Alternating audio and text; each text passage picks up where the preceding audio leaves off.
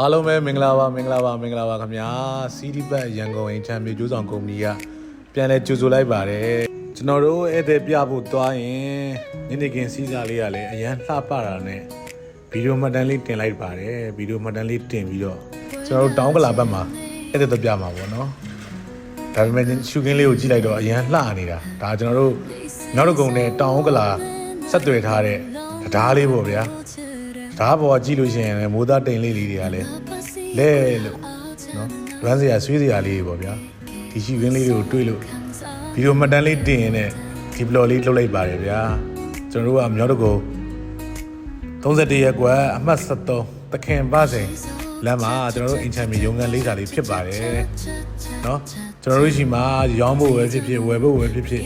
ငားကျင်တာပဲဖြစ်ဖြစ်လူချင်းမင်းတို့လိုအပ်လို့ရှိရင်ဆက်သွယ်ပေးလို့ရပါတယ်ကျေးဇူးအများကြီးတင်ပါတယ်ခင်ဗျာဟုတ်ကဲ့ကျွန်တော်တို့နဲ့အတူတူတောင်းကလာကိုခဏလိုက်ခဲ့ပါအောင်ခင်ဗျာအားလုံးပဲမင်္ဂလာပါကျွန်တော်တို့အခုရောက်ရှိနေတာတော့တန်သူမှာလမ်းနဲ့ရန်နာလမ်းဖြစ်ပါတယ်ကျွန်တော်တို့ဒီနေ့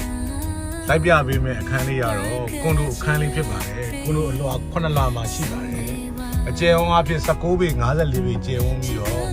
မာဇာဘရောင်းတစ်ခန်းစင်ဂယ်ရုံးတစ်ခန်းပါပါတယ်ဒီရုပ်ကအင်တာနှလုံးပါပါတယ်တဘောနော်အဲ့တော့ကျွန်တော်တို့ခုရန်နာလမ်းတိုင်းဆင်းကြသွားမယ်ဆင်းသွားလို့ရှိရင်ကျွန်တော်တို့မာခလမ်းဒီပိကတိ12လမ်းပေါ့နော်ပိကတိ12လမ်းဆိုတာကျွန်တော်တို့မြင်အောင်ပြောမယ်ဆိုရင်တော့ရန်နာလမ်းခုဒီတိုင်းဆက်သွားပြီးသွားရင်ကျွန်တော်တို့အဲ့မှာစိုက်ကစားဖျားရှိစိုက်ကစားဖျားနားမှာပေါ့ဗျာမင်းကညွန့်ပေးရမှာဆိုရင်တော့နော်โอเคကျွန်တော်တို့လိုက်ကြည့်ကြပါဦးကျေးဇူးတင်ပါတယ်ကျွန်တော်တို့ခုရန်နာလမ်းနဲ့ကျွန်တော်တို့မာခလမ်းပေါ့နော်ခုနကကျွန်တော်တို့ကတော့ဟိုတန်သူမလမ်းဘက်ကလာတော့ဗျာတန်သူဘက်ကလာလို့ရှိရင်ကျွန်တော်တို့စိုက်ကစားဖျားတွေ့မယ်မာခလမ်းတွေ့မယ်ဒီနားမှာရွှေကောင်းရွှေကန်းကိုကြည့်အဲ့လမ်းတိုင်းဝင်သွားလို့ရှိရင်ရောက်မယ်ခင်ဗျနော်ဒါ location အနေထားလေးကိုညွှန်ပေးတာပါရင်းမင်းနဲ့စိတ်ဝင်စားတယ်နော်ကွန်ဒိုခန်းမနော်အခန်းတစ်ခန်းမရှာနေတဲ့မိတ်ဆွေတွေအတွက်တကယ်အထူးသင့်လျော်တော့မှာပါ